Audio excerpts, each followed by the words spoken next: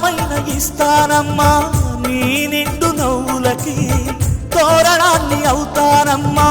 నీ ఇంటి వాకిలికి అరచేతుల్లో పెంచానమ్మా చిన్నప్పుడు